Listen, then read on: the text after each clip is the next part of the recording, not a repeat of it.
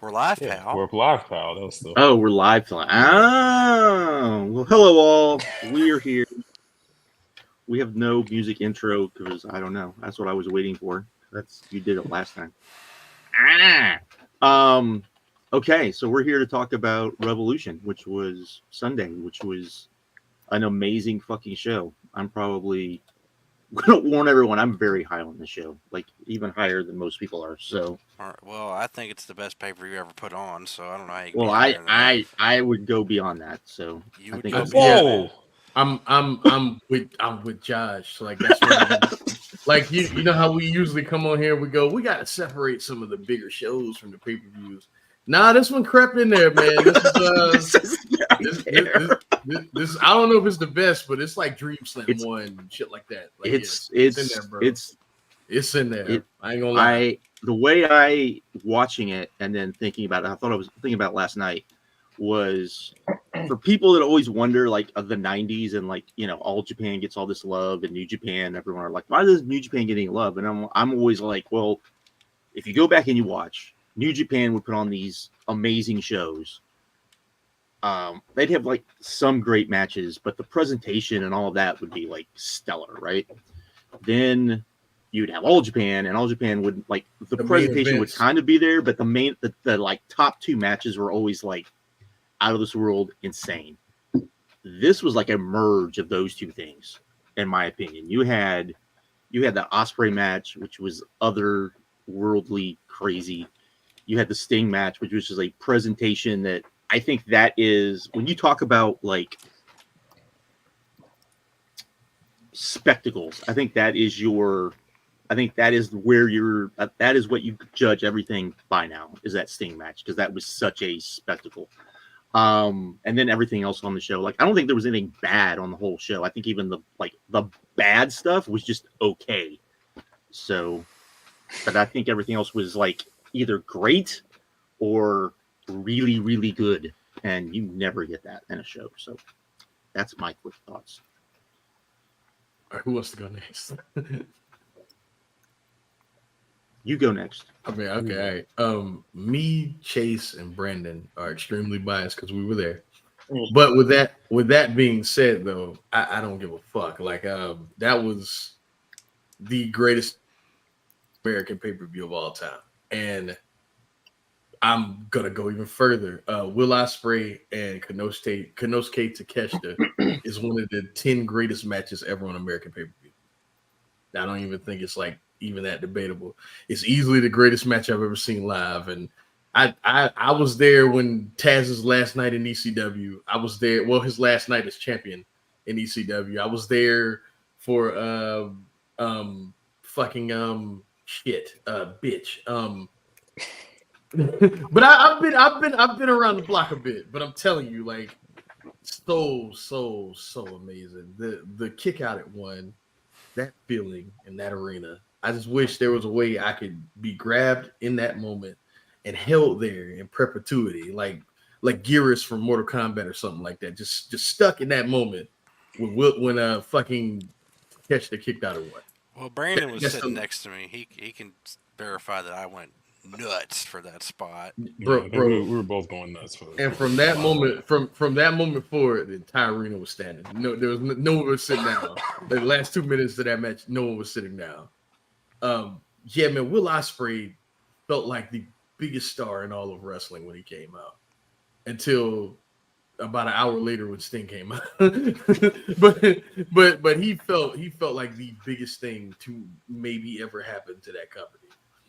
And straight up, Tony Khan, that is your guy. Like, that is your guy for 15, 20 years. Like, that is your guy. Do everything. Like, no disrespect to MJF, but that's your guy now, man. That should build the whole company around him. He's your John Cena. He's your Stone Cold Steve Austin. It's Will Ospreay, man. And yeah, I was upset that he was leaving New Japan, but like, if this is what's happening, and like more people get to see what we've all been seeing since 2018 now, like, yeah, man. Like, I don't want to just sit here and talk the whole time because it's all of us, but that's the greatest American pay-per-view of all time. And I think one of the top 5 greatest shows to ever happen. That's just me.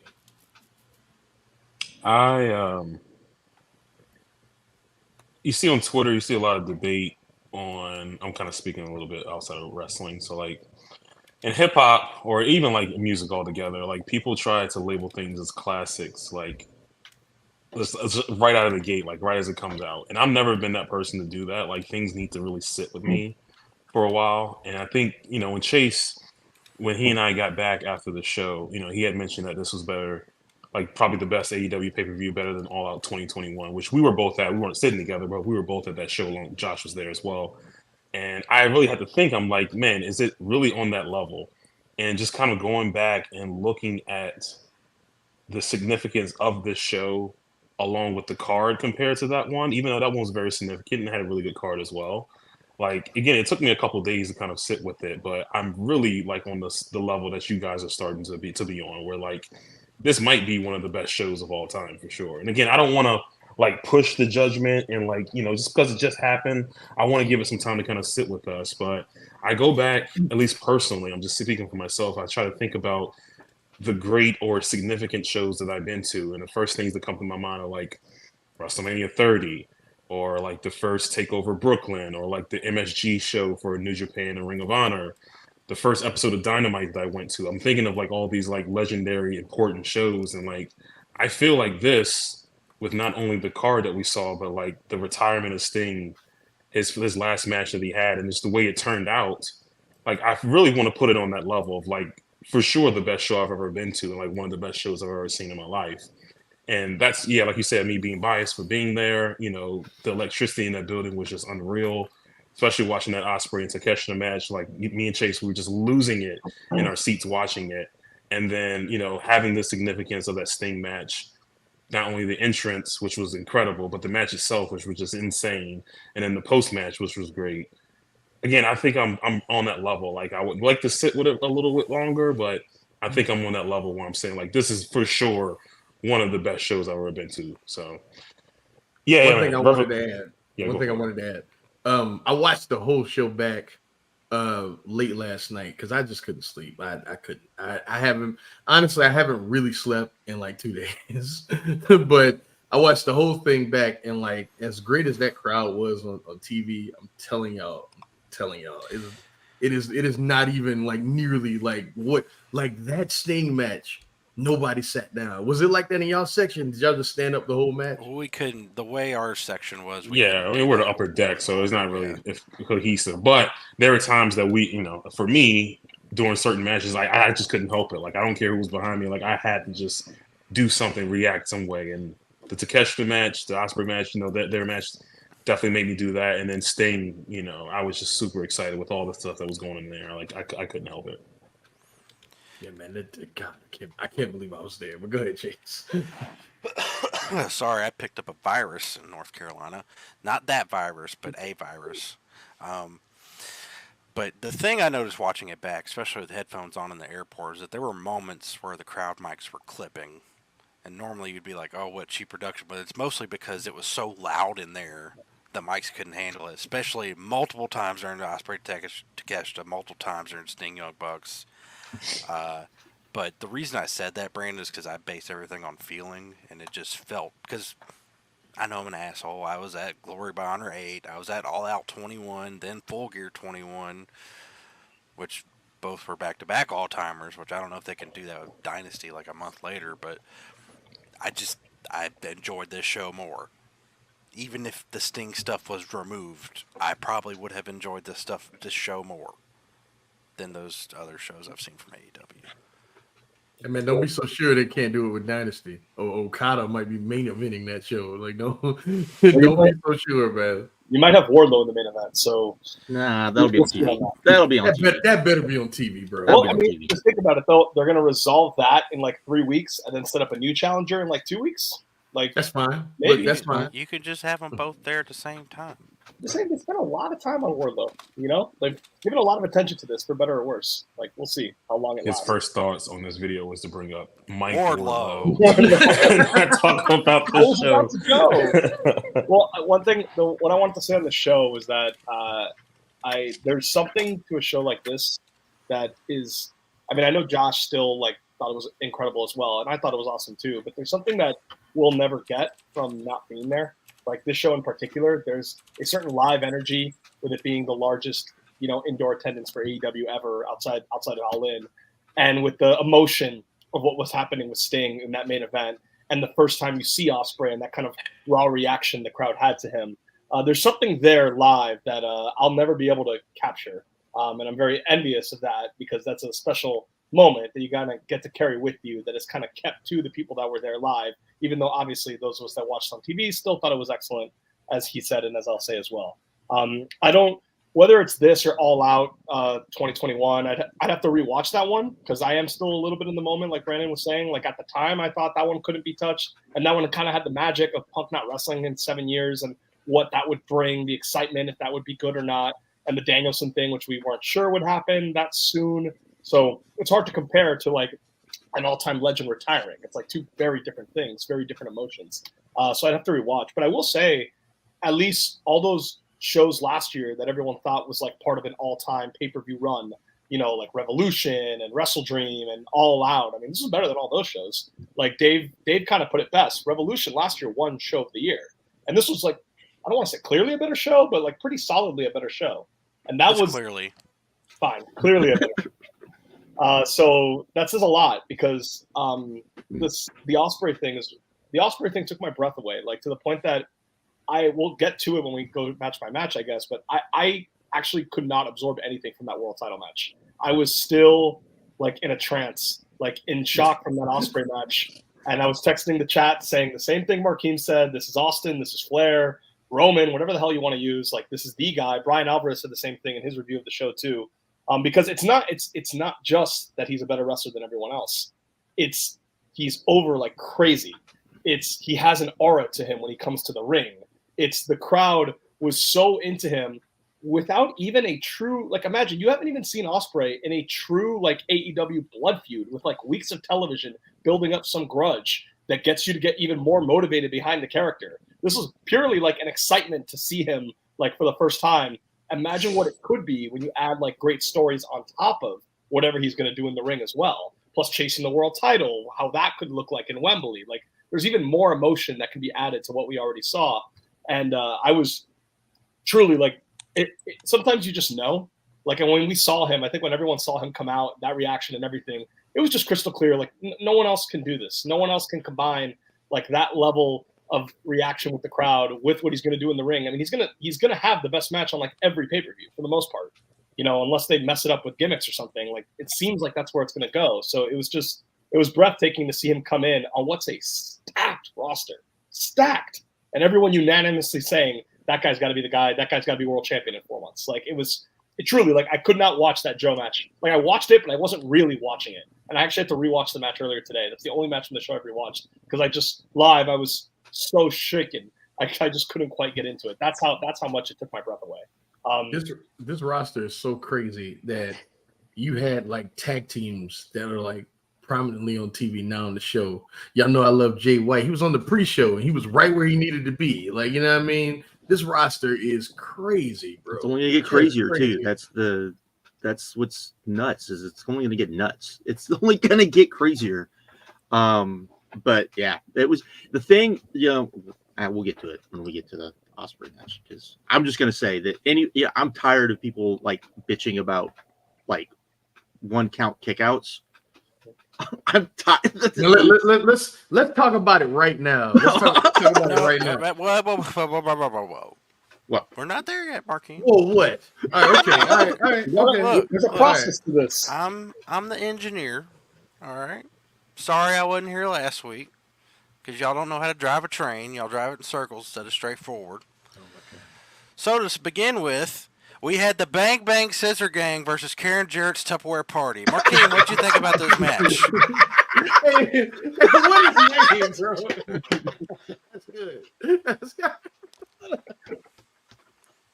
Marquis, what'd you think about this match? Boy, Jay White got such a reaction in there, but he's being wasted. Yeah. I'm sick of it, bro. I'm sick of this. This is the biggest. Like, I'm probably next to his family, probably the biggest fan of this dude you find anywhere. And I'm not worried about how he's being used. He's on TV every week. Even when they have nothing for him to do, they make sure to include him. They even sometimes shoehorn him on TV. He probably shouldn't be on these shows and he'd be on TV. You know what I'm saying? Not worried about him at all. He came out and next to Sting, Will Ospreay, Swerve. He may have gotten the loudest reaction sans them of anyone. I'm not worried about him at all, man. Like, what are we doing, bro? And the match itself was just fine. It was just fine. It was a pre-show match. It was. Tottenham looked really bad. That's about the only thing. Oh God, he's terrible. He's always gonna. I think he's always gonna look bad. I think you just. But I will say, I think that half of the people in this match, I'm ready to like be off TV for a while. I mean, I know we haven't seen all of Jared, the whole Jared game, and the claim. I'm tired of their claim. Just break them up. Just break them up. Let Bowens do his own thing. Yeah. Let him try to do something. Caster can just be the same person he is now. Just do his raps and just will always be that that level and get beat guy. and get and get beat. That's a fine. And I don't need Billy Gunn anymore. You know, I'm. That's true. The trio has run its course. They're kind of. It's just kind of more of the same for like 2 years. It's just whether it's a breakup, whether it's getting them out of the division, whatever you got to do. They need something new. Yeah, just do something. I'm with you on that. The crowd made noise for him. That entrance. I hate to be a WWE person who just likes the entrances and whatnot, but I enjoyed seeing that live. I mean, I was all into it. That theme was awesome live. But to be fair, the entrances are part of the show. They should just not be like. It shouldn't be that. Like I saw people saying, like, "Oh man, Andrade is awesome. Like they're doing right because he has some goofy entrances. Not all that great. The theme song is not all that great." And just, I don't get that. But yes, I'm with you, Josh. Like it definitely should be a part of the show. Yeah, they shouldn't have those belts, and those belts like felt so important at one point, and now they're just kind of just on them. Well, just there. They also have the only Ring of Honor ones that haven't been updated with the new logos, which makes me think they're just going to unify them at some point. I think that's what this whole thing is leading to. Yeah. That should have been there by now. The interesting thing they should do, though, they shouldn't turn Bullet Club gold. They should turn the Acclaim. That would actually that's exactly what they should do. Are they? I have a question. Did they strip the Bullet Club name from them and they just going by Bang Bang Gang? No, they were because of that, along with Bullet the changing Club of the entrance music between all these New Japan people. Like, what's going on? Like, they don't want to use their stuff anymore. They were introduced as Bullet Club Gold, though. So. Okay, gotcha. Anybody else got anything else to say about that match? No, I don't remember being all right, next stop on the train, Willow and Stat versus Julia Hart and Sky Blue. This was totally fine as well. I thought this was surprisingly good. Yeah, I actually really liked it. It was this girl in our section that was like obsessed with Sky Blue, and that was weird. But yeah, it was fine, man. We all love the big seat, man. What'd you say? I said we all love the big seat. Oh yeah. Big seat Sky Blue. Oh man, me and my brother-in-law saw I forgot to tell you this, Jay. We saw Willow Nightingale when we went to get something to eat. She was in line getting something to eat. So that was cool. Do you think Sky Blue should change her name since she's with Hart? Yeah. To something else. Oh, I thought you were referencing the other thing. No. I don't know the other thing. Good. She should change that goofy finisher she has. I don't like that. Oh yeah, God. I don't like the fact that it got reversed into the pounce. I thought that was actually a really good spot. Yeah, but she's terrible too. Like I'm sure she's nice. Yeah, no disrespect. I'm sure she's nice. I'm sure she's nice, but that I wouldn't say she's terrible. She just needs to be on ROH and get reps there and not on Dynamite and everywhere else getting reps. Josh, you're too nice, bro. Can we accelerate this like Willow thing? Like she's like super talented. Like this division gets a lot of criticism. Here's the problem. Like just get it going already. Is that Mercedes gonna have to get her win back? But they should go with that feud. That's a perfect feud to do. Yes. Right. Mercedes and Willow. Like she just needs to be like she needs to have like the pay-per-view matches that the other girls are getting, like on the main show. Because she's better than most of them. She's better than most of them. And she's super over still. It's confusing why, like after that Owen Hart thing, like this division gets so much criticism. They have someone here that solves a lot of their problems on their own roster, that the fans like.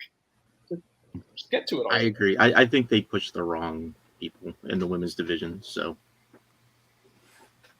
We'll get to that We'll later. talk more about one person. We'll get to that. All right, so then we get to the pay-per-view proper, where we'll actually talk about things in detail, because it wasn't pre-show. Daniel Garcia versus Christian Cage. I thought this was excellent 80s pro wrestling. And for the best crowd to do it. For the best crowd to do it. This crowd was so, like, into Garcia. Do you think he should have audibled, though? Or do you think maybe it's okay? It was the crowd? I think it's okay. What, as far as Garcia winning? Yes, Yeah. Garcia. No. I thought the finish was fine. I mean, I don't know. Get his moment. During it, I was like, "Hey, man, Danny should win." And then the way it played, I think it's fine as long as Danny does throw him. I'm with it. Yeah, we talked about this on the preview of the show. Like Tony does this sometimes, where the switch won't, especially when the feud just started, like this one did, and Garcia gets the match by a DQ. That doesn't really set up like him winning the pay-per-view match right away. Like it seems like the start, the finish was dirty enough that they could come back to it, get Edge involved, and get the whole moment right if they want to. Yeah, Kid did call this last week. He did say that last week. So, but I think one of the things that helped this match was it wasn't a match where, like, I think people wanted Garcia to win, but they were fine with Christian winning, and they truly didn't know who was going to win. So, like, when you got to that, like, stretch where it, like, you had that one near fall that just about everybody bid on, that was, I'm trying to remember which one it was. On the pile driver, wasn't it? Yeah, the pile driver. That was insane. I mean, but, you can definitely see that when they pull the trigger, he'll be fine. Though I do wonder if you're getting to the point with the roster where you kind of need to have like guys like Garcia stop going for the titles to some degree, because you're going to have to start divvying up some of these titles to bigger names, because you're going to have this insano top heavy roster. It's unfortunate, but yeah, you're right. Like you're right. Yeah. 100%. Like I'm wondering if like for the next 6 months or so, it's a lot of rearranging the titles so that you have like not like all the tippy top guys, but maybe the top 15 guys are the ones that have these titles. And I mean, and that sounds like a lot of guys until you start going down like the top 15 people in this company, and it's like, one thing that this could really benefit, though, if he actually cares, this could really benefit Ring of Honor. Some of the dudes you can't put on TV, right? Just throw them on ROH, man. Like, get that on TV. I'm sorry, fuck WB Discovery. You need to get that on TV and treat it like something, because now the roster is becoming too big. You know what I mean? Now it's to the point where it really benefits you to have this, but we'll see. We shall see. Speaking of the talent roster, Chase, in the chat, Beast Coast mentioned, don't forget about the video package about Pat coming back. So that's another name. Oh, yeah, I forgot about that. Yeah, another name you're going to be adding to the bunch here. So, yeah, it's going to be interesting to see. My brother-in-law, he was funny. He was like, I don't know who that is, because he's just getting back into wrestling. And I was like, yeah, he's been gone so long, you probably don't even know who this is. You ruined your brother-in-law, by the way. Oh yeah, absolutely. This was his first wrestling show like he ever went to, period. And it might be the greatest wrestling show of all time. It's all downhill from here, brother. It's all downhill from here. It's also like just the last thing I'll say on the roster getting too big thing. It's kind of like what we said last week too, with Tony like not wanting to let Black and Buddy Matthews leave. It's like, it's not bad if we send some guys to another place. Like really, like it's just a space problem at a certain point. Like why keep those guys against their will when you barely have enough TV time to feature all the guys you actually do care about? Like just cut bait. Great, agreed. Okay, but yeah, I thought that was a very good opener. Not as good as MJF versus Darby from Full Gear 21. But I was like, yeah, it was a really good match. What a random comparison. And then this fucking thing happened. I'm like, oh my god. Man, oh my god.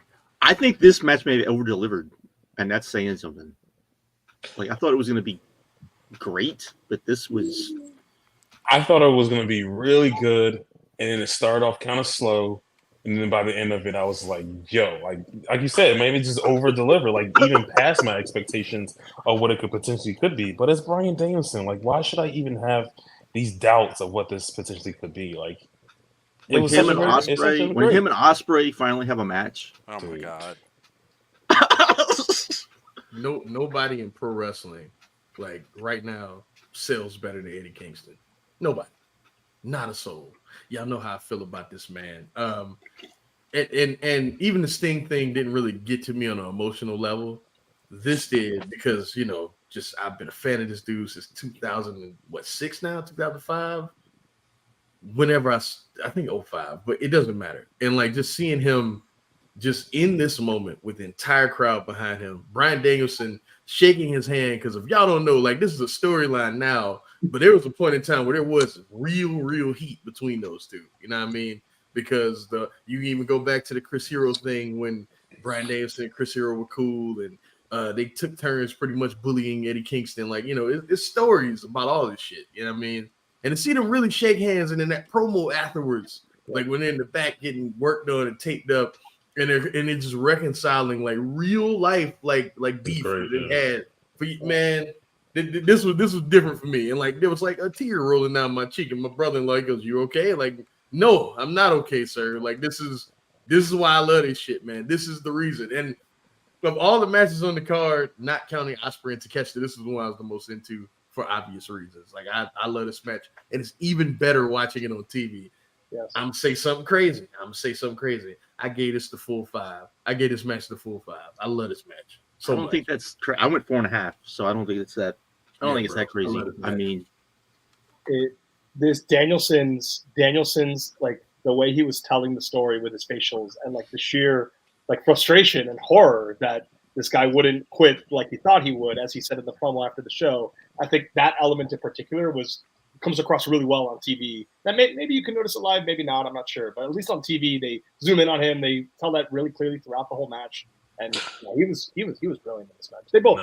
I definitely didn't feel that loud because now I'm just itching to go back and watch it finally. So yeah, you're definitely selling me on that for sure. And the way he was like selling the handshake and the resistance to it, and how his little gestures about it, like that's like the magic of a great wrestler. Because there's a lot of other guys that would just like run in, done the shake, and like walked out of the ring. Danielson, like, I could see this not being maybe as good live, depending on where you were sitting, because there was a lot. It's better on TV. It's better on TV. There was a lot of little storytelling going on. The storytelling that doesn't happen in pro wrestling, unless it's you're cutting a promo. But there was a lot of that, and I think if you, depending on like where you were in a building, you would miss some of that. But yeah, like this, to me, you had two guys who were really great at telling stories in the ring. I think that's one of Eddie Kingston's like biggest like things that's great about him, even when he kind of maybe isn't the best in the ring sometimes. But the story's always there. And then you have, American Dragon, who can just, maybe one of the best storytellers in the ring of all time. This just like, and I still think it over-delivered. Like I was expecting, this will be like, great, but not this great. I also want to address that real quick. I hear a lot of people say, sometimes Eddie falls apart in the ring. When's the last time? I wouldn't say that, but a lot of people say that. But when's the last time he hasn't in like a year? It's been a long time. But like y'all know how I feel about that man on the mic, and I was like, if he ever wrestled as great as he is on the mic, he might be one of the best wrestlers in the world. I think he's there now. It's been so long since I've seen an Eddie Kingston match, and I'm like, this match isn't any good. It's been a very long time. And I'm not just saying that because I'm biased. It's been a long time, man. He's usually a good bet on AEW pay-per-view. Like when he had a great match against Jericho. He had a great match against Ishii that we saw, me, Brandon, and Chase saw live. Like he's like his match with Punk people like he's usually a good bet, I would say. Obviously with Danielson it's easy, but still. I don't know about easy. I wouldn't want to get chopped like that. High floor, whatever you want to say. But also, but they didn't tell as good of a story with the chops as apparently Dom and Walter did. I caught the highlights. I mean, it looked, a little bit of the 20 seconds I saw looked all right. I got to give Dom credit. Dom was Yeah. selling I mean, he the took shit it. I would say, yeah, for the He little took 20-second clip that I saw, I was like, okay, this seems kind of cool. This is the number 2 belt in the company, right? What? The Continental. The Well, Continental we don't know. Crown, It's either I would it's think either the that second or the third. It it depends just on seems what. like What the is belt- this Continental Crown? What is it though? Like, It's the 3 belts. It's the 3 belts. belts. People making this Okay. far more confusing than it needs to be. It's the 3 belts. so it is the 3 belts. It is the Yes. 3 Eddie belts. Travels. It is the 3 belts. Okay. Yes. Cool. just seems like they could put all the top guys that are like not going for the world title. It seems like they'll be involved like for this belt, especially if the Continental Classic is going to be a recurring thing and it's going to be so popular. I mean, this year should blow last year's out of the water, considering their acquisitions. We'll see. We'll see who We'll he see. puts in there. He might not want to put a lot of people in there. He want people to lose. So. That's And gotta then, lose. and then you know he might use like talent from other places. Like we might see like some of the CMLL guys in this thing. Who knows? But then you can't get Penta or Phoenix. That's man. That's I don't fine. care. No disrespect. Fine. I love That's them fine. both. No disrespect, but That's no. fine. Like I would trade Penn and Phoenix for Mystico and Hechicero in a minute. Like I'm sorry. Roosh did really well, though. I mean he's no longer affiliated with any Mexican company though, so it's fine. Like Is it? at all. It'll be fine. I think It'll be fine. It'll be I fine. think that'll be fine. Well, how much? They got long How much memories heat- down there, man. Yeah. How much heat does he have with CML? That's what's gonna They come got down to. long memories down there. I mean, that's why we have this situation now, is because we're on a. Is any like the only people that are in charge that would be from when Nobody's all there of this anymore. started? Nobody's there anymore. No, it's Conan and Vampiro. That's it. That's it. Yeah, man. It's not even anybody from the Bloods and CML Crips. Just pass the beef down. Just pass the beef down. We don't know why we fighting. We have no clue, but you know what? This is what it was supposed to be. So that's all it is. All right, so I Oh, and guess- by the way, I thought it was going to be really hard for anybody to top this match. When I saw, I was like, Little did you know. And little did you know that what definitely topped it was the All-Star Scramble brought to you by Denny's. Shut your ass up, man. Oh, shit. It had I'm meat. messing. It had your eggers in there. You might be on something. You might be on Yeah. something. Hey, with that. no disrespect to Dante Martin though. He was off. He had a bad day. He had a day. bad night, bro. He was bad on collision Has, too. has he had a good day since he came back from ankle destruction? I mean, the top flight had some decent matches Yeah. so far.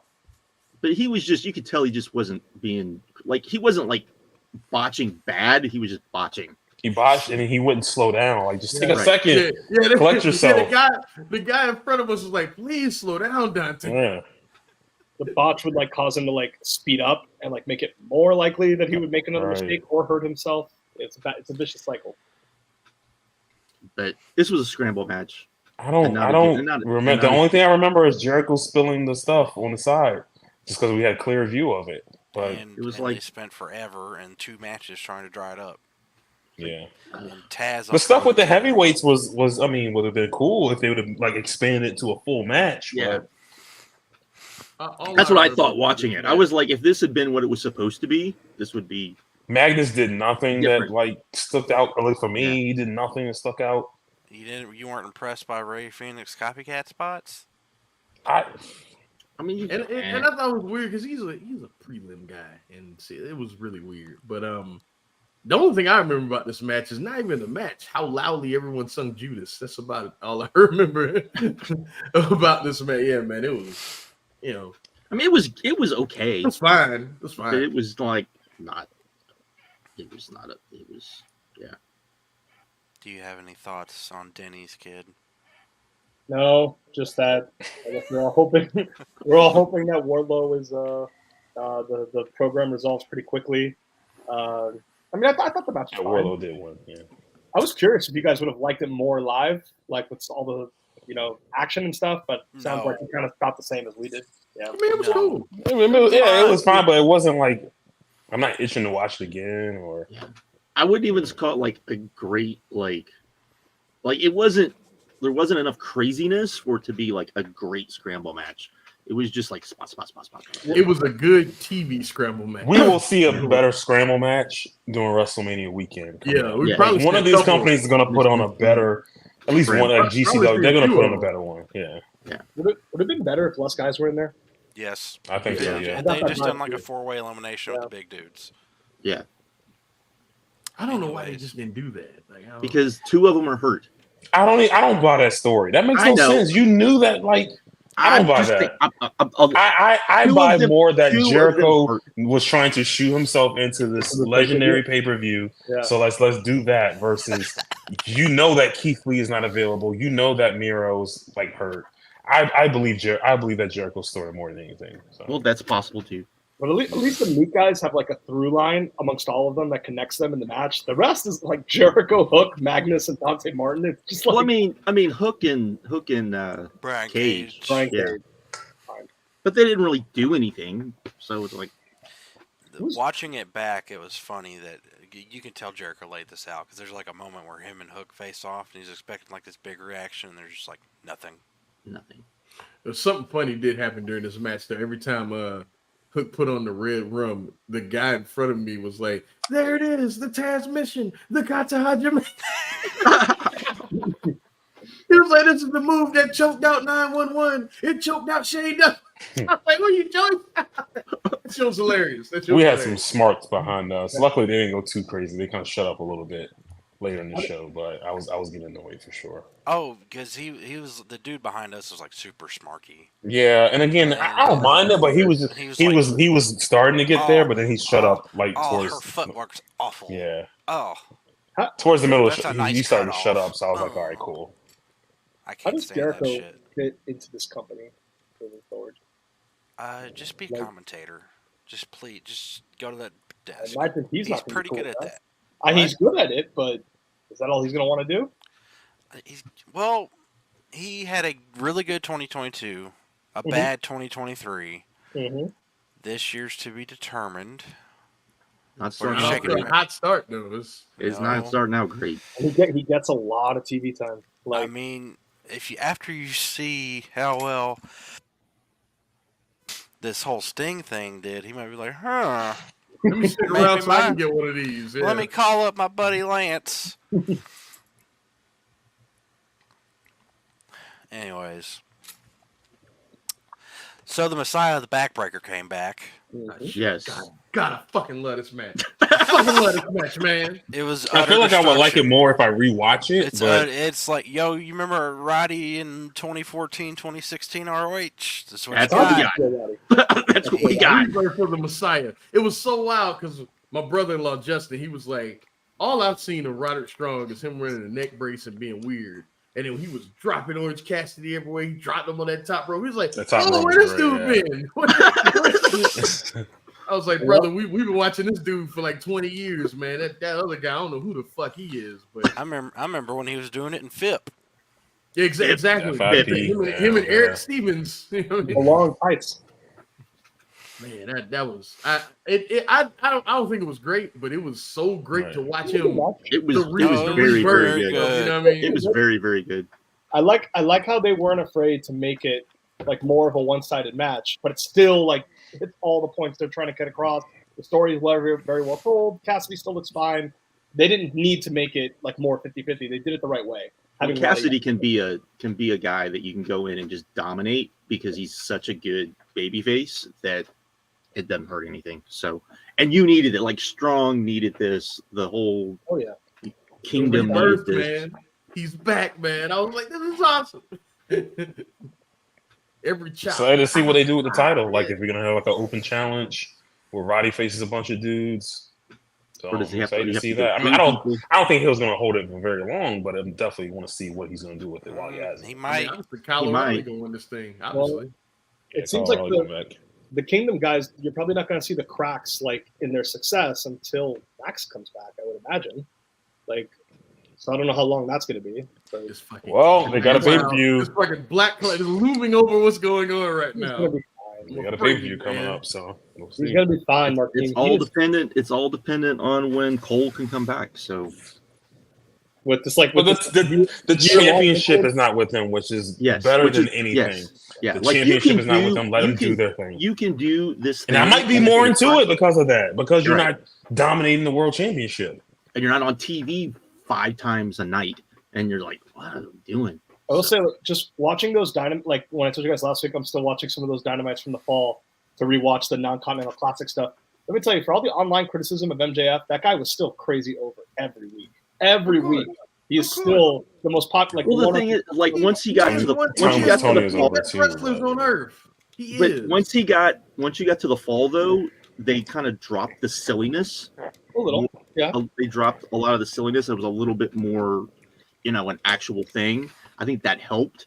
I think the real problem is that people were just like, he was still over, but I don't think he was over with the right people. I think that was part of the problem too, because you could see that's when the crowd started being like, I don't know. The wrong people thought AEW had a good year in 2023. That's all you need to know. Motherfuckers like Eric Bischoff. You know what I mean? Like, come on. You know what I'm saying? Like, no. He's very good at getting people to care about him. I think even with all these guys coming in, I think he's going to find a role. Oh, and I think always he'll be fine. With he's the one of the best on earth, man. The plan for the whole thing was always for him to come back and want to kill Cole. It'd be a more serious feud. That was always going to be the case, even before the backlash. It just needs to be a super serious feud. It's got to be like a blood feud. It can't be a let's do a you were my friend and you did this thing. Right. No, I'm going to kill you. I'm right. going to kill you. Right. You were the one guy I trusted. And then he needs to be Dusty, and they need to be the Horsemen as close as you can get to that, and you need to do that. That's what you need to do. So we shall see. This was good. This was very good, though. This was another one that I was kind of wondering like what we were going to get. This was very good. I've heard some people say I thought it was not great, but it was almost there. It was. And then in Greensboro, North Carolina, we got a wrestling match. We got a match. Great match. Fucking great match. What do you? I want to go back. I don't need to watch this again, but I want to go back and watch it again. This match. Oh my god, this is so great, bro. This is so great. Oh, what did you make the stink face about? Because this match was amazing. This was 1986 fucking Southern. You know what I'm saying? Like Tag Express. Fucking amazing, man. Road Warriors never had a match this good though. not there. Probably maybe in Japan, but not there. I mean, just nasty, just dudes, just being just tough. Man, I love this shit, man. Being dudes, man. I'm still trying to figure out how the hell Dax how did he hit that damn thing so hard? Because I tried to watch it back. Yeah. If you watch him, like when he comes out for Sting, he's got these 2 big black bruises on his head in the shape of diamonds. So it's like, okay. Because Brandon and I during the show were like, did he kick? But like when he came out for Sting, he had like, those bruises that were in the shape of the diamond plate. So it's like, okay, he didn't gig. Why the fuck did he fall down that hard? It was great. It was a step above what they were doing on TV as well, which is hard to do. Already great. Which is already really great. Finish was awesome. That Doomsday freaking uppercut was amazing. That was amazing. The question I have is Springboard Doomsday uppercut. Do you think these two rematch in the semifinals or the finals? This is the finals. It's finals. The finals. So which one of them is taking out the Bucks? I think FTR. FTR. I bet they do FTR and Bucks on TV for once. Well, they did it on TV. Yeah, when FTR won. The second one. Oh yeah, that's one they had. In my opinion. Yeah, that was better than the pay-per-view. Well, I don't know, man. I've never gone back and watched that pay-per-view match, but I remember which one. I really like the first one, the one with the pandemic. The Full Gear 2020. I enjoyed that match a lot. Yeah, but yeah, I mean, we'll have to see like how they do the brackets and stuff for whatever this tournament's going to be. Because I mean, I just hope they put it out tomorrow because I don't want to hear fucking podcast talk for weeks about where's the brackets. Yeah, that's true. As great as this match was, though, I still think they got a better one in them, bro. Like this shit was. Oh yeah.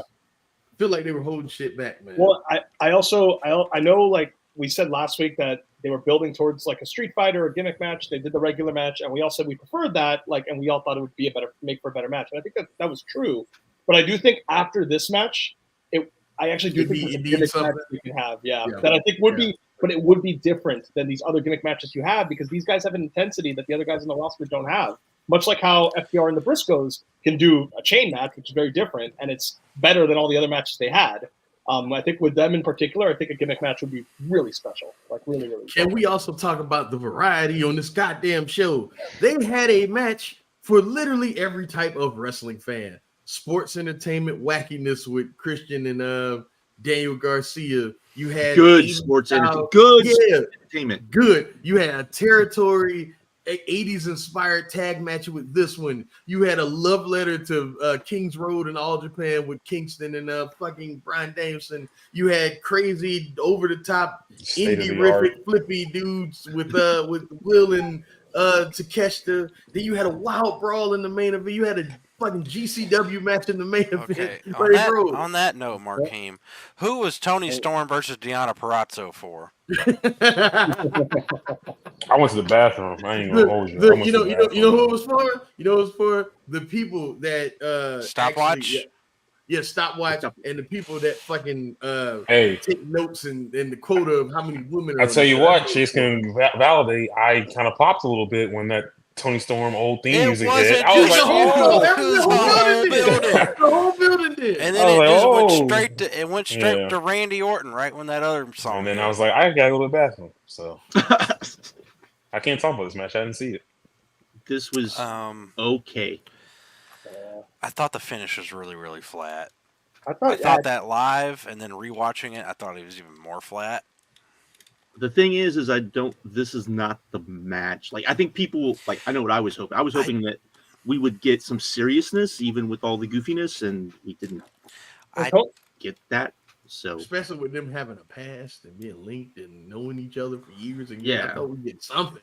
The crowd likes Tony more, and Tony's like especially heelish in this match. Like more this so. This crowd didn't like Tony. Yeah, this crowd didn't give a fuck about Tony Storm. It was just, I mean, they didn't care about Deonna either. Like, I don't think the fact that they put her with Tony, I don't think it's helped her at all. Yeah, coming in.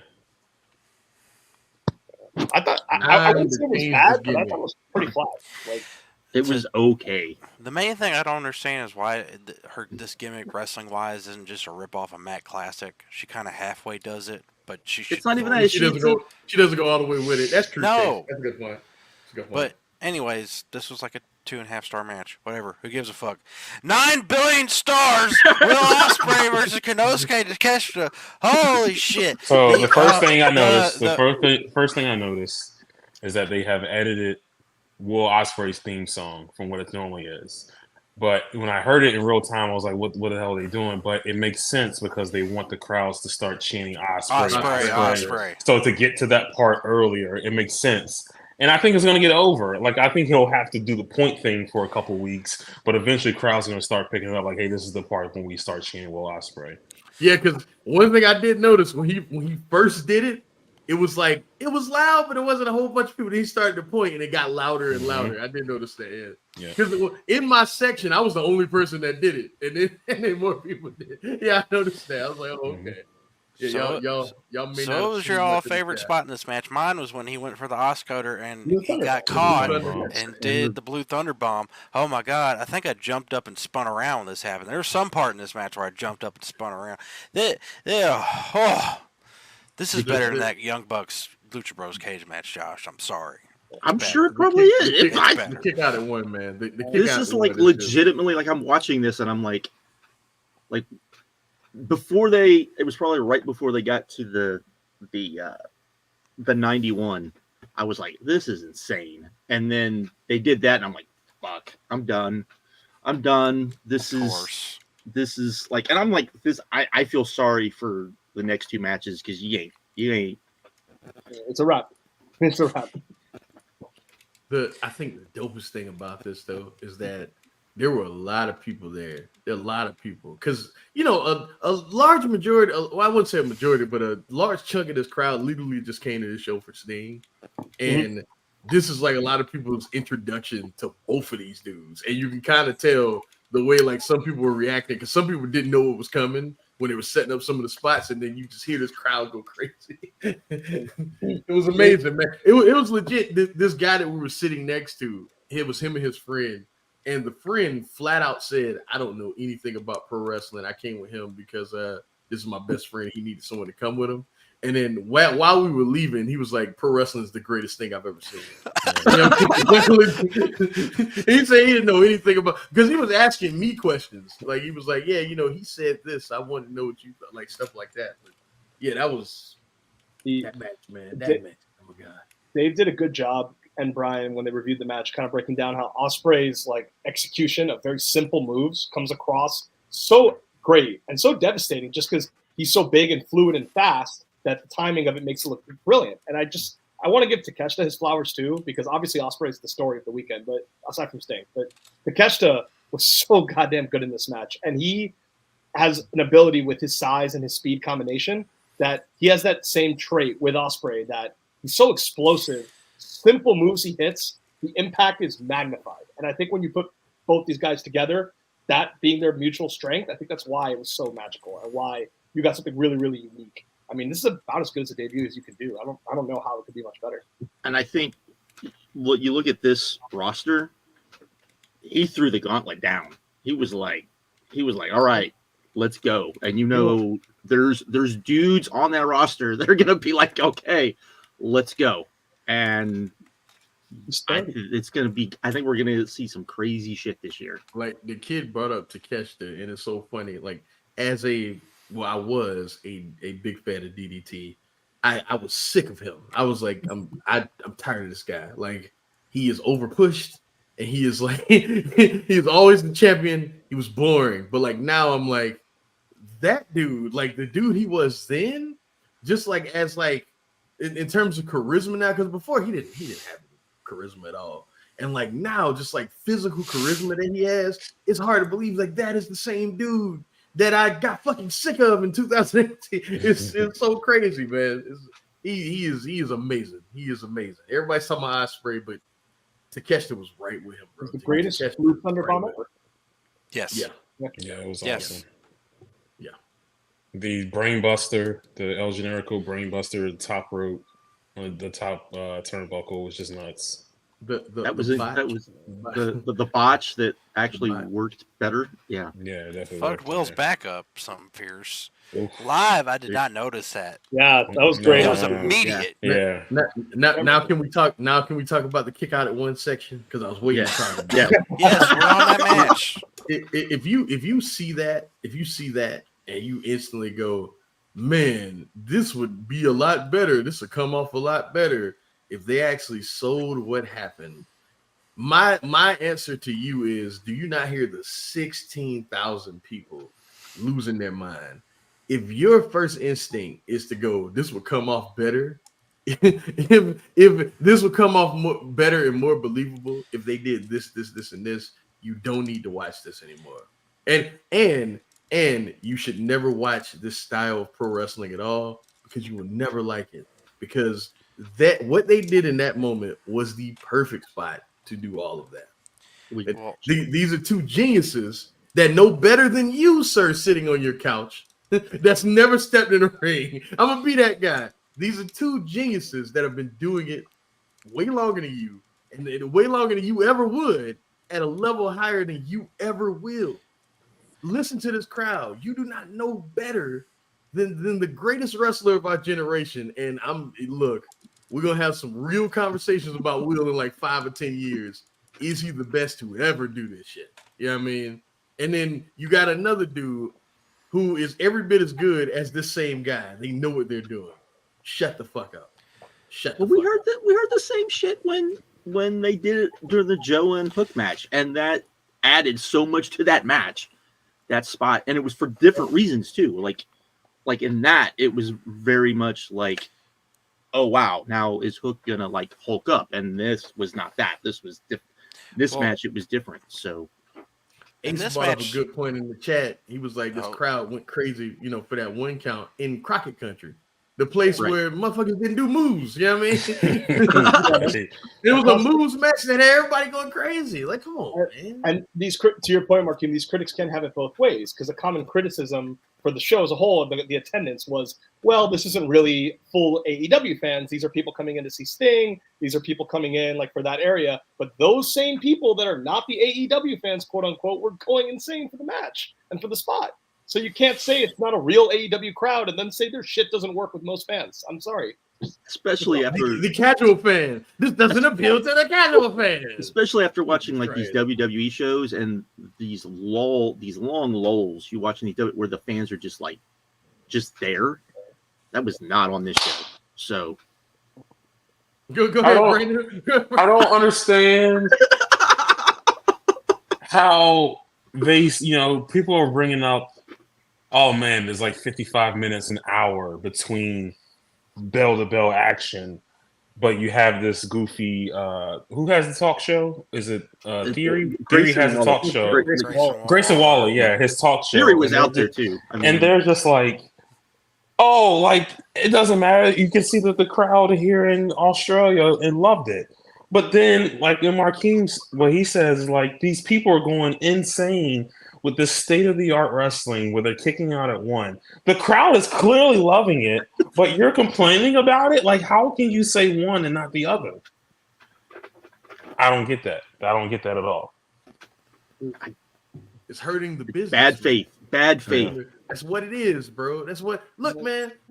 You can enjoy your stupid ass fucking talk show for 55 minutes. If I get nothing from it, and you're well within your right to, because like, look, I'm meaner to the people than I am to the product now, to the WWE, because the product, my issue with that product was always they would do stuff and it didn't matter what their fan base wanted. That was always my issue. Now I can't say that anymore. I'm meaner to these people that are hypocrites now than the actual product. Like, y'all can like that, that's fine. Let us have this. Like, leave us the fuck alone. Let us have this, bro. Just stay over there with your 55-minute segments on pay-per-views, by the way. You know what I mean? Fucking special shows. 40 minutes on SmackDown. You know what I mean? Just do that. Just 40 stay over minutes. there with that. 40 Leave us minutes alone, on man. SmackDown. Leave me alone. Leave me the fuck alone. We're gonna talk about Darby Allin too, but Jesus Christ. Well, whatever. This match was great. This match is great. This match was awesome. Yeah. This is a must see. Like, Will Ospreay continues to have the best match in everybody's company, even when he's signed now to a with big his time company. company. At his company, he's had the best match. Just insane. An evaluate match of the year without him, like Dave said, because all the top contenders are going to include him. You have no chance to win the award if you don't wrestle Ospreay.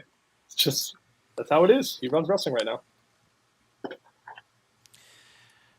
Okay. So, Brandon and I couldn't comment on this live because someone in our section had a seizure. I'm not laughing we at were- that. and I we think were- it's unfortunate. Shit was crazy. We were escorted from our seats, so I didn't really see this till I rewatched it from Fight.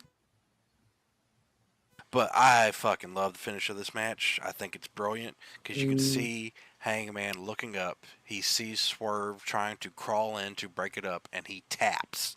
That shit is so fucking brilliant. That's how the match. I still don't know how the match ended. So it's What you got to say, kid?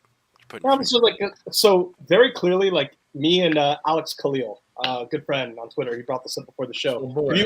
It was great fan, and when we were watching the countdown show, he made a point, and I did too. Like the whole countdown show, the whole story they're telling is Paige wants Swerve to lose more than he wants to win, very clearly. And it's like we were discussing before the show, how do you work that into the finish? Like how can you execute that well?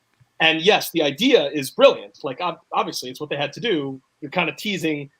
The commentators also, if you watch on the broadcast, they sell it really hard.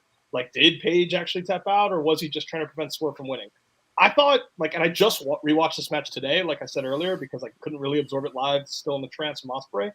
I thought it could have been executed a little bit better. I think it's not immediately obvious that, like, Swerve is in Paige's view. I think they imply it strongly. I think where they're positioned in the ring, you can't quite tell that. And because of the camera. I agree. And I kind of liked Alex's idea that Paige would be in the choke Swerve is going for the stomp, and that's when you see Paige tap out right before Swerve does the stomp, because you can more clearly tell the story. Paige realizes Swerve is going to save him and possibly win the title, and so he's tapping to prevent that. And they tried to do that same thing with the finish they did, but I just, based on the camera angle, I thought it could have been a little bit better. But it's still a good match. To me, the way the commentators hit it, I think the ambiguity was intentional. But maybe the more blatant thing would be like, because Joe's back was to Swerve, so Hangman had to turn his head and look, which is what you see happen. But if he was the other way and Hangman was facing Swerve, would have been more obvious, would have been less ambiguous. But it's like, do you want the ambiguity in your wrestling, or do you want it to be plain? You want the story to be, because this is a story heavy. This was a story heavy match, which I kind of liked after the Ospreay match, because it's like, how are you gonna like follow that? I think because this was so story heavy, that first maybe 5-7 minutes or so, that everyone was kind of really down. I think because it was story heavy, it let you get back into it. At least be watching. I'm a big Joe Mark, so I was gonna be into this match anyways. But I thought the story that was told and the way they told it, and I think everybody kind of did exactly what they needed to be. I think, like, I was really kind of like, and do we need to do a 3-way? But the story did call for a 3-way. This is one of those few times where the story called for a 3-way. And I felt like everyone did exactly what they were supposed to do. I think everyone came out of it better for it. I was kind of worried about how, like, would Swerve come out better? I think he came out better for it. You still want him to be champion, but you can see that, he's got to deal with this other thing first. Joe still looked like a fucking $1,000,000. I wouldn't call this great, but I thought this was another match that was just very, very, very good, borderlining on great. So, you know what? Random commenter actually brought an idea. Are these the two that they bring back the exploding death match for? Maybe. Sure, Marking will love that. You see, I'd be for that. I would be for it. In Vegas, do it outside though. Do it outside. Open. You got to do it outside. You got to do it outside, man. Yeah, man. Like but a special daily match. Main event of the show. Well, too. they very clearly, the feud is continuing, but they already had a Texas Death Match, which traditionally in AEW is the feud ender. So, right. How you one up that? I guess. I mean, maybe the dog collar. Sure. Maybe dog collar. That's true. Yeah. I thought Paige beating up the refs was a great touch. Really got into each referee, and the commentator selling that could be a suspendable offense. Very nicely done. To really add on to his like. Man, it was so crazy. The entire crowd booing Hangman Page though. That was so weird. In North Carolina, it was such a weird feeling, man. Oh man, 1-on-1 blood and guts. I don't know about that. That's too big. That's too complicated. Yeah, too complicated. Do you still give, like, with this Ospreay thing now? Because they're still selling. That's or going to win the title. I like what Sean Cedar said. I'm just reading the comments now because I'm thinking Cage of Death. Cage of Death. There you go. That's something they haven't done. How do you keep Swerve hot in the chase for the title without it getting in the way of Ospreay at Wembley? I think this is what I think. I think you have Ospreay win at. You just let Ospreay go, and you let Ospreay win at Wembley, and then I think you have Swerve beat Ospreay. Be the one to beat Ospreay. That makes Swerve. That's a while to make the fans wait though. That's you can't just turn around and beat Ospreay. You can't. That's why it's up to Tony Khan to keep Swerve high. I'm with that, Josh. You got to. But I think you do this feud, and then I think you like. Maybe you have, depending on when they do the Owen this year, because usually, the end of that is Double or Nothing. Maybe you have him come up just short at Double or Nothing versus like either Ospreay. Maybe you have Ospreay beat him at Double or Nothing, and then to get the match at Wembley, and then Danielson is the guy that beats Joe at Double or Nothing, and that sets up Ospreay and Danielson, and then he's not going to put a belt on himself. He's not going to do it. But then he's just going to drop it, so it'll be fine. Yeah, but it's going to take a lot of convincing. Danielson, he just want to lose. He wants to lose all the time. But he does. Then he loses. Then he loses to Ospreay. He only has it for like 2-3 months, and then loses to Ospreay. It'll be fine. I don't know. I need my Joe Okada business to happen. Stop all your Danielson nonsense. Okada. You can still do Okada. Danielson nonsense. You can still do Okada. You can do Okada at Destiny. How do you feel about that show? Destiny, new show, new paper. You mean Dynasty? Dynasty. Whatever it is. Yeah. Dynasty. Whatever it is. We'll see.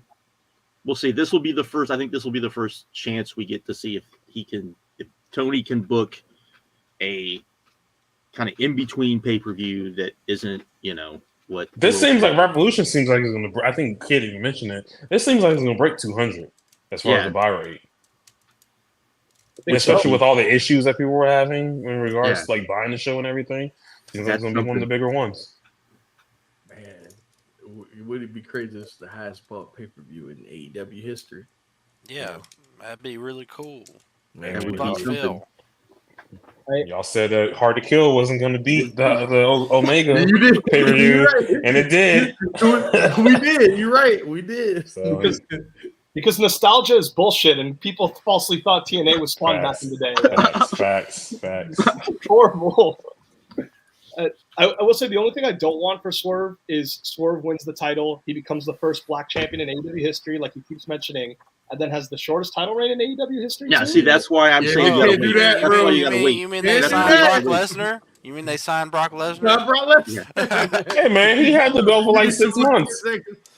He had the belt for like 6 months. Like, oh man. Yeah, it's just gonna be interesting because guys in AEW, like, it's not the same with Wardlow. Wardlow's not the talent that Swerve is, but you don't want that situation where the momentum. But I think that's why I'm saying I think you have to wait, and then I think you have Swerve beat Ospreay, and then you can have Swerve at least have 6 months with the belt. I think the best way to do that is to just almost like this Hangman thing, keep coming up with things to keep him away from the title. Like, you know what I mean? Give him, throw another, maybe he conquers Hangman, but let's say Nana and the Embassy turned on him and it's like a new crown jewel or something like that. You know what I mean? Just something like that. Find ways to keep him hot. You know what I mean? So, he turned down using the crowd in the match. They kind of started him distancing from Nana a little bit. Yeah. I feel like Nana's got to stay with the act, though, because that's when he started getting hot. So maybe he just convinces Nana. Also true. But yes, it was a very good story match, and then we followed that up with Deathmatch Steve.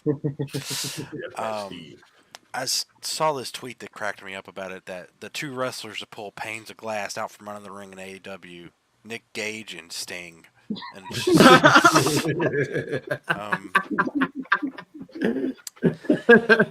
I was okay during the beginning of this match until you texted me, Ricky, and then I lost it.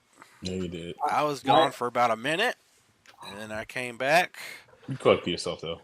Yeah. This is the greatest retirement match in history. I don't care what anybody else says. No, there's nothing. This is the bar. This is the bar now. Having the Suns come out. Another 5. The video package. First of all, the video package was great. Unfortunately, we couldn't get any WCW clips. We didn't get any TNA clips. Apparently they did not ask either company. So what? Okay, all right. I don't know. Maybe they want to do that. So yeah. I feel like I don't believe they didn't ask the WWE, but okay, whatever. Why wouldn't you want to get in the good graces of pro wrestling fans by giving them some footage to be able to show during this? Like, did you see did you see the embrace that people had over the last day? Where like, oh man, Michael Cole and Pat McAfee talked about Sting's retirement. Imagine if they would have given them some footage. People like us would have been like, screw the WWE, but hey, man, you got to give it to them. They gave them some footage to be like. I think all of us would have been saying that. Like, why wouldn't you do that? So the fact that, I felt like the only thing missing from the video package was that Starrcade intro. That was like that was the only thing that was missing from that. Are you talking about the little girl reading the thing? Yes, that wasn't a girl. That was his son. Oh. It was seriously. Yeah, that was his son. Hmm. It was one of his Who read sons. the I don't know. Starcade entrance? Garrett, Steve Jr. could be in this business. You see how far he was jumping and Yeah, high he on them was stinger up, splashes. Hey, that dude's got strong genes. That's all I'm gonna say. They both do. I like the fact that they came out to help set up the match. Right. Like it wasn't Sting and Darby having to set up all these spots. Like they got those guys come out there to set everything up. I think that helped the match a lot. And then they would kick their ass, dab, and then he left. Yeah. That was perfect. That was perfect, man. Because the Bucks are so good, then you still got to set up this dynamic that the Bucks had this heel advantage at the end with Darby being out. They're taking out Ric Flair. They're taking Darby out Steamboat. Dead. Hey, can we stop? Can we stop with the bullshit with the Young Bucks? The Young Bucks are one of the greatest tag teams to ever live. I am CM tired Punk. of this shit. So unselfish. That whole match was them getting their asses whooped. For 20 minutes. They had like 4 spots Immediately. There was no stoppage. Yeah. Immediately. Their bumping was incredible. The whole They were flip bumping all over the place. I don't care if you like CM Punk.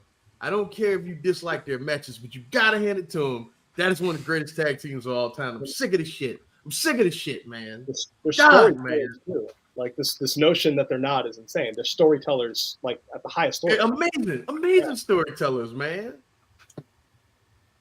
Did you guys notice the Darby? Like, at least this is another thing on TV when Darby goes through the glass and the camera zooms in and you just see all his pores in his back. Oh yeah, I saw on the screen. Yeah, I did see that. Yeah. And somehow he only got 12 stitches. Yeah, because he only had one like actual cut. The rest were just like little nips from the glass.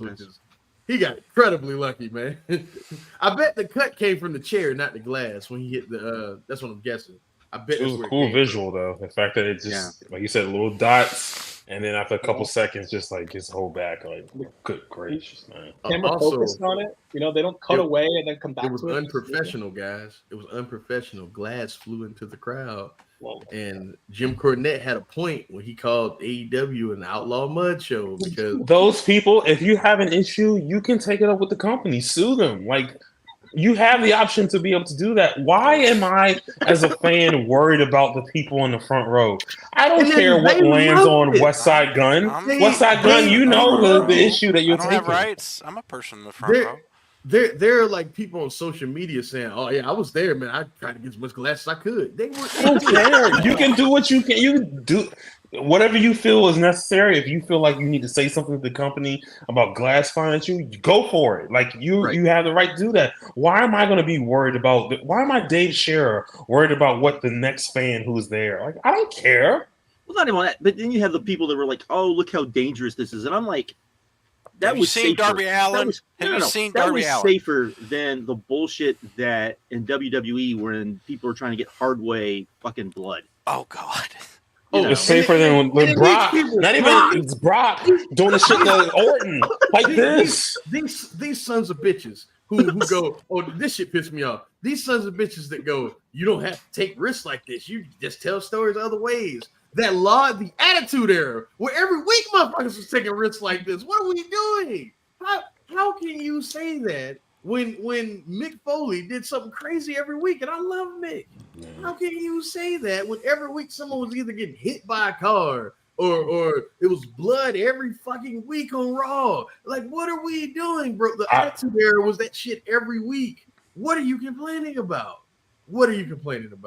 The CTE era, absolutely. I don't love stunts in wrestling personally.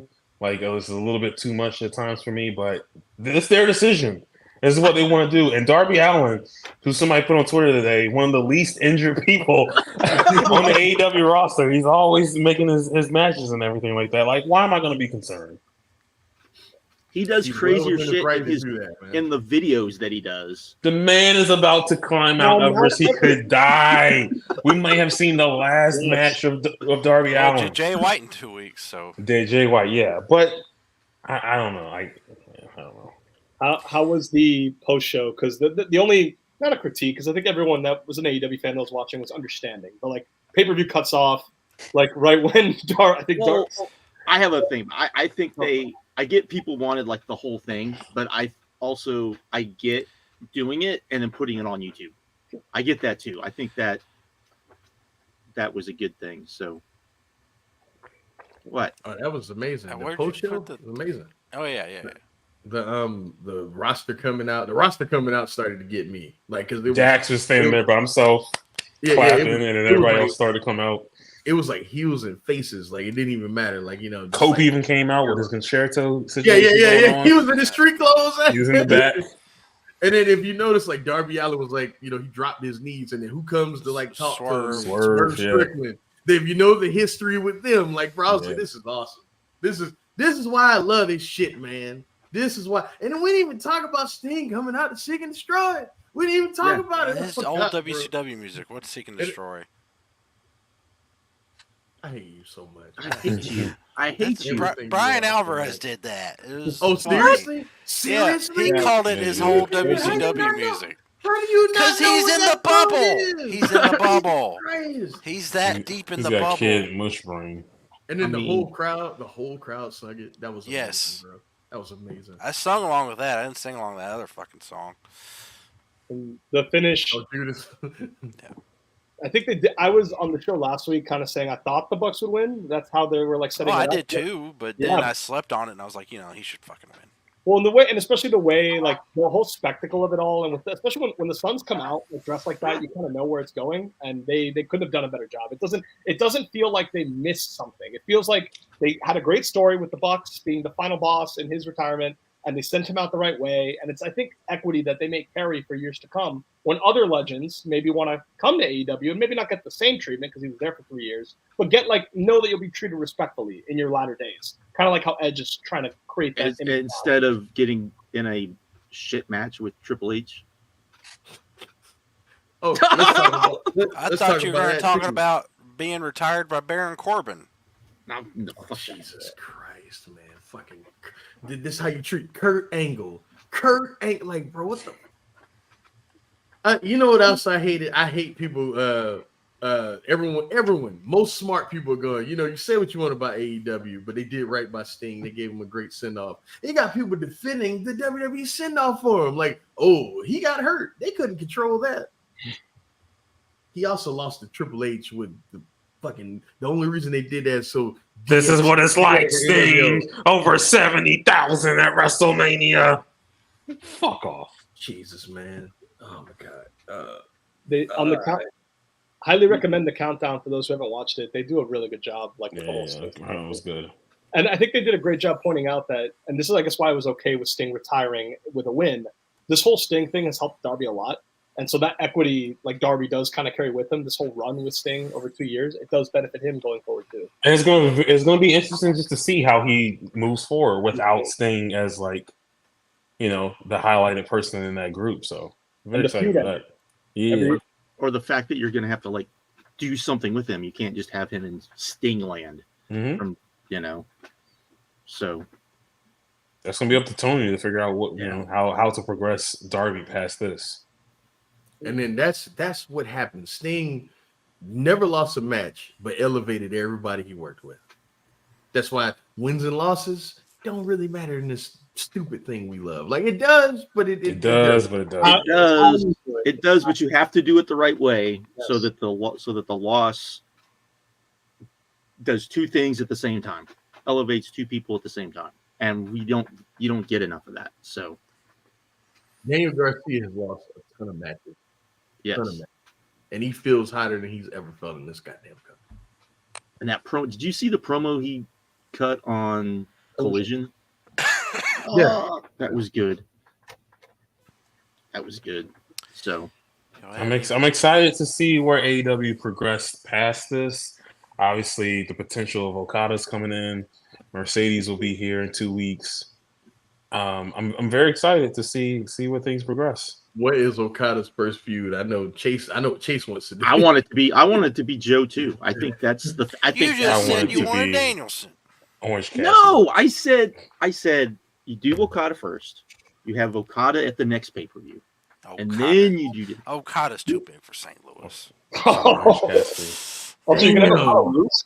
Just You never various follow. I would have lose. That's I would crazy. have I would have him lose and then have Joe and Gives a have fuck Joe about and Nelly. that's a big that's a big match. Joe and Danielson at Double or Nothing.